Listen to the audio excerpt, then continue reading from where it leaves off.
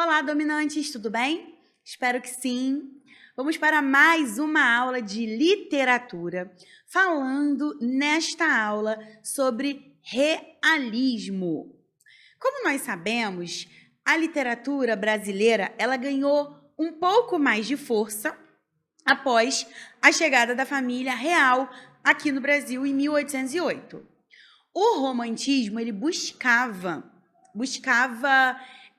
reacender a questão de uma ideologia nacional, buscava trazer o índio como um herói, e na prosa romântica era retratada a relação principalmente da sociedade burguesa da época, as pessoas que tinham melhor condição financeira, que moravam nos grandes centros urbanos, que moravam nas capitais. E como nós sabemos, esses casais que eram resgatados pelo amor verdadeiro, eles eram um grande clichê. Então, a maioria das obras de prosa do período romântico trazem essa questão do casamento perfeito, do resgate pelo amor. O realismo, que é o período literário que veio nessa transição após o romantismo, ele busca mostrar que as coisas não eram bem assim. Ele busca fazer críticas sociais. Nós veremos que, ao mesmo tempo, outras estéticas eram desenvolvidas. Eu já disse, em outros momentos, que não era assim, eu sou o quinhentismo, tudo bem, tudo bem. Oi, quinhentismo, eu sou o barroco, sai daí que eu vou entrar. Oi, arcadismo, tudo bem, sai daí, barroco, que é a minha vez. Não é assim que acontecia. Algumas estéticas, elas se desenvolviam concomitantemente a outras. Foi o que aconteceu com o realismo, naturalismo, com o parnasianismo e com o simbolismo. E isso só mudou de fato, essa divisão, com a chegada do modernismo no Brasil.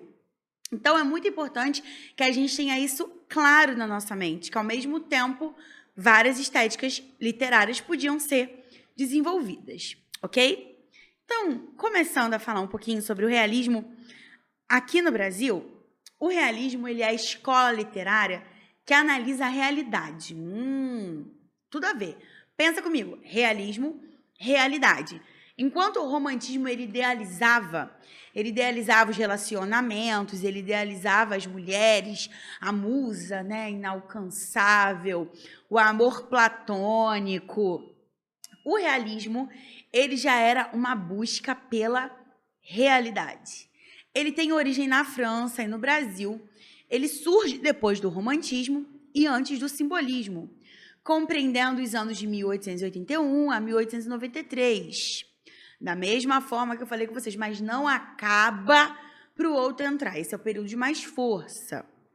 O mesmo período em que o naturalismo e o parnasianismo também ocorreram. Então, concomitantemente, nós tivemos essas três estéticas. Inclusive, depois, nós veremos que o naturalismo ele é um braço do realismo. O realismo ele tem a sua produção baseada na prosa. Quando o realismo surge no Brasil, em 1881, o país passava pelo processo de abolicionismo, que foi um movimento que tinha surgido na Europa e promoveu o fim da escravidão brasileira em 1888, teoricamente.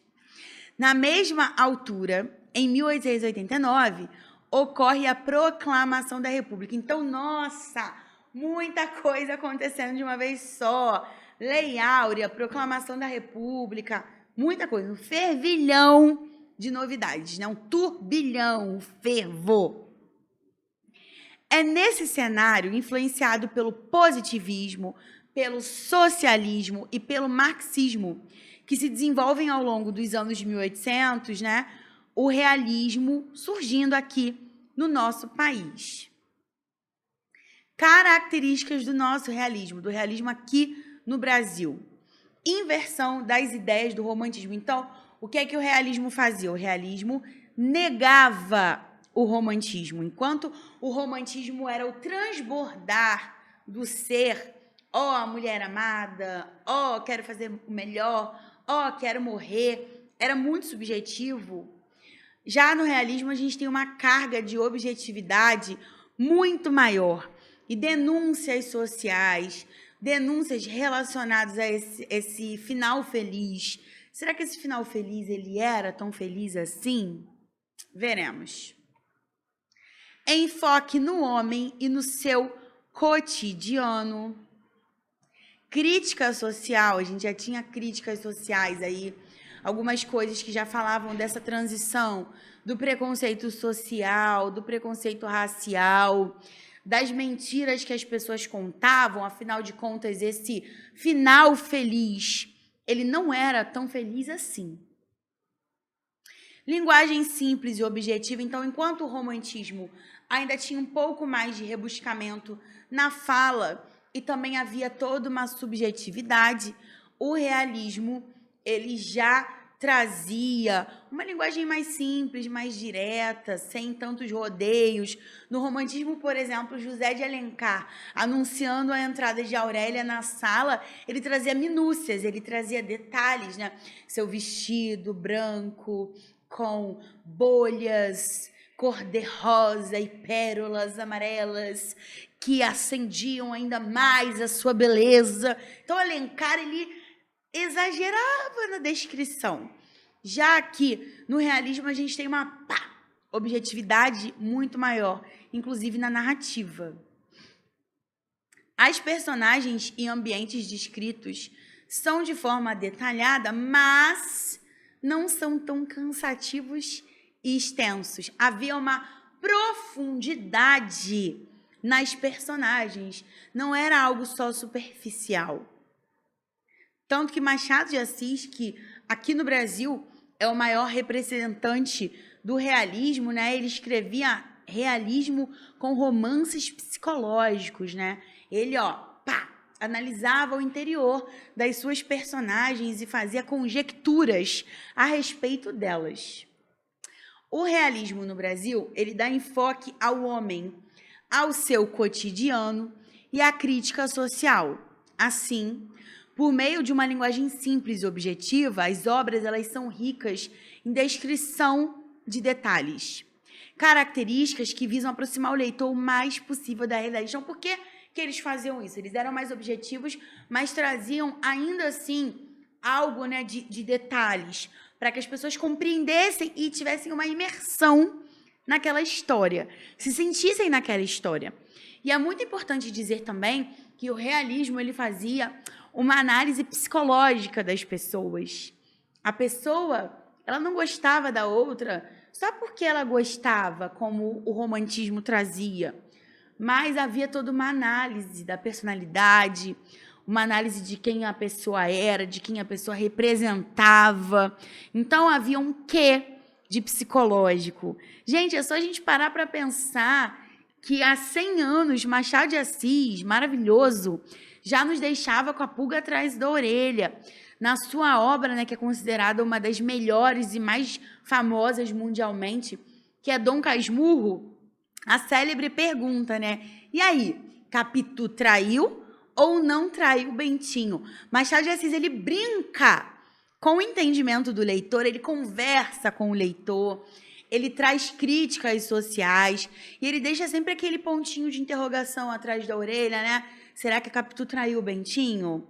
Ué, mas os olhos são parecidos, mas a Capitu, ela mudou após a morte do seu amigo Escobar. Então, assim, o Machado de Assis, ele era genial. Mas como essa aula não é sobre o Machado de Assis, vamos ver outras características.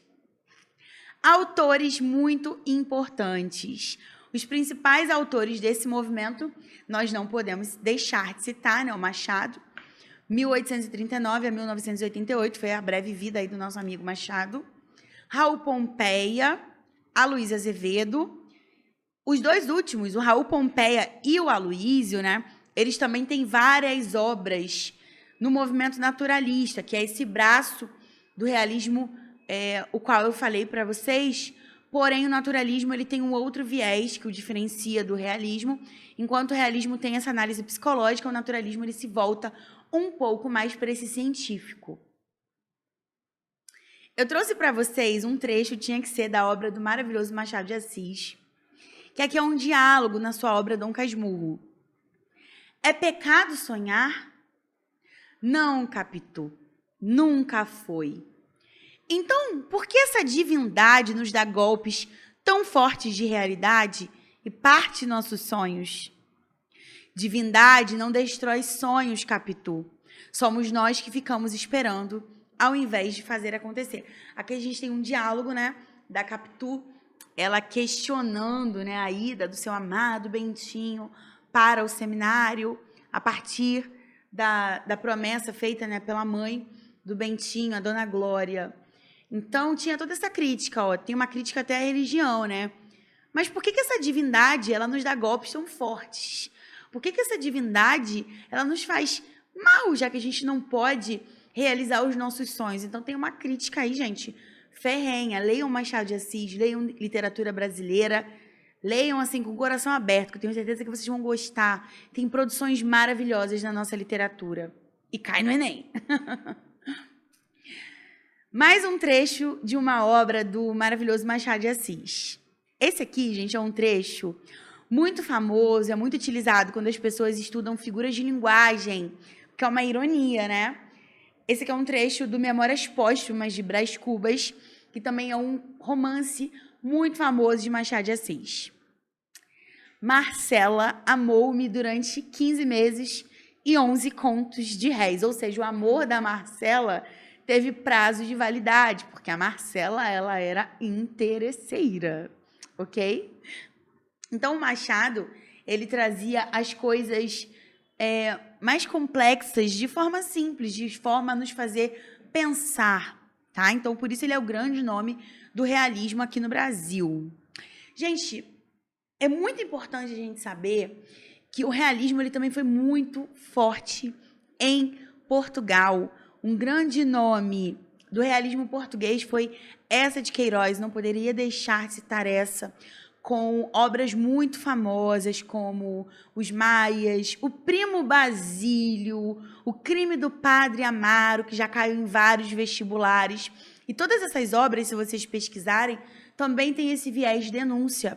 Tem um fundo de adultério, traição, porque a intenção do realismo era justamente mostrar, oi, sabe aquele mundo perfeito do romantismo? Talvez ele não exista. Sabe aquela mulher que diz que te ama, ela pode te trair. Sabe aquele senhor de engenho? Ele tem vários filhos com a sua escrava. Então, o realismo, ele era justamente a arte mostrando a crítica social e as mazelas mais escondidas da sociedade. Espero que vocês tenham gostado dessa aula, que ela tenha sido bastante útil e a dica é: leiam literatura nacional. Até a próxima!